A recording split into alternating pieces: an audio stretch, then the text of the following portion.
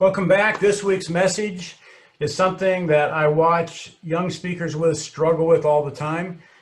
A lot of people go in this direction thinking they're becoming a better speaker, and it's actually ruining their speech, in my humble opinion. And that is the difference between speaking and acting. There's a lot of people who want to create emotional impact with their speeches, and to do that, they go into an acting mode of acting out a scene or acting out an emotional, dramatic experience that they had.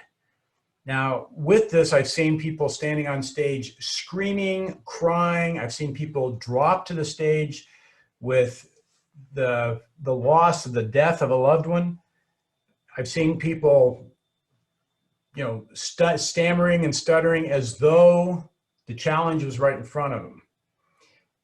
The fact is, public speaking is not acting. They're two completely different things. And I'm going to try to give you, in this speaking tip, the difference between speaking and acting. A good friend of mine named Carl Walsh is a professionally trained Shakespearean actor, and he actually summed it up for me this way. He said, when you're acting, you're playing off somebody else on the stage. Now, the other thing is, when you're acting, there's a fourth wall. Now, on a stage, there's a wall in this case, the right, your left. There's a wall on this side, and there's a wall behind you. There's three walls. In acting, there's a fourth wall that comes down. The audience is not part of the scene. The audience is observing as though they're not there. And you're playing off the other character, inviting the audience to watch. Now, in public speaking, there is no fourth wall. You're talking to the audience. You're always talking to the audience. No matter what's going on, the conversations with the audience. And the audience is the person that you're playing off of.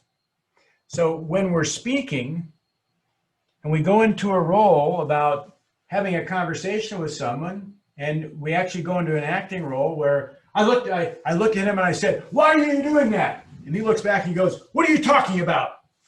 I said, "Why are you doing that?" And then you start screaming and yelling at each other as though the audience isn't there. And there's nobody there. Now, the truth of the matter is, if you did this walking down the street, people would think you were certifiably nuts. Okay? There's nobody there, but you're acting like there is somebody there.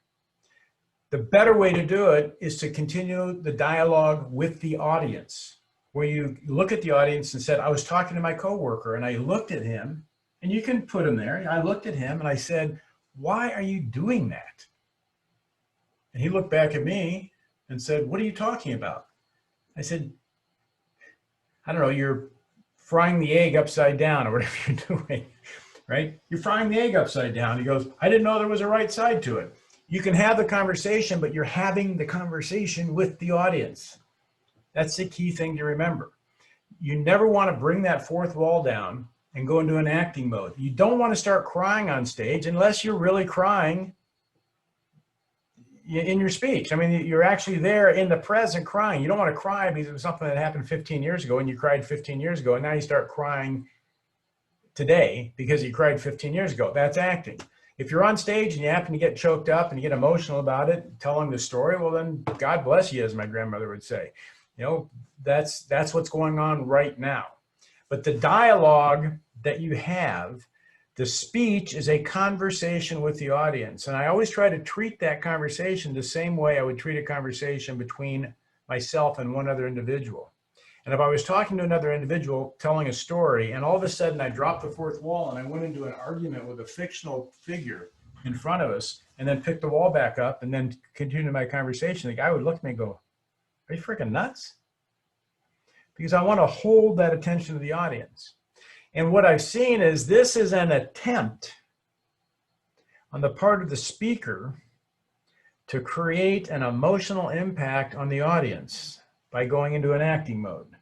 The way you the way you create an emotional impact on the audience is by speaking directly to the audience.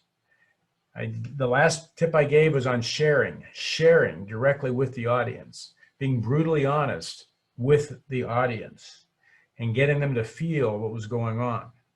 It is a storytelling method, but you're telling the story to the audience. And that's what you can't ever break that communication with the audience and bring it into a dialogue up here where the fourth wall comes down.